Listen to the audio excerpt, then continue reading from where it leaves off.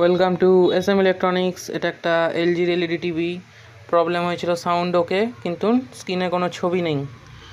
তো চেক করে দেখলাম এখানে যে 12 ভোল্ট প্যানেল সাপ্লাই ভোল্টেজ তৈরি করছে এই আইসিটা 12 ভোল্ট প্যানেল সাপ্লাই ভোল্টেজ তৈরি করতে পারছে না, যার জন্য প্যানেলে কিছু ভোল্টেজ যাচ্ছে না।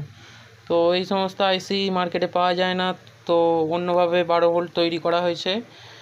এখান থেকে 18 ভোল্ট ইনপুট দেওয়া হয়েছে এই 12 ভোল্ট রেগুলেটর আইসিকে। 12 ভোল্ট বানিয়ে এই প্যানেল সাপ্লাই দেওয়া হয়েছে।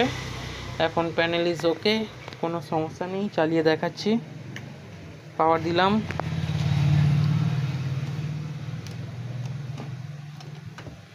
দেখো এখানে 18 ভোল্ট যাচ্ছে, 18 ভোল্ট।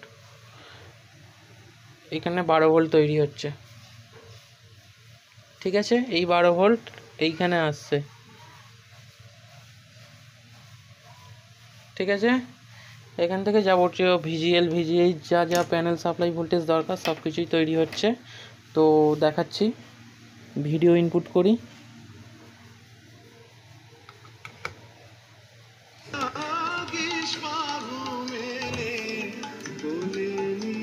ঠিক আছে,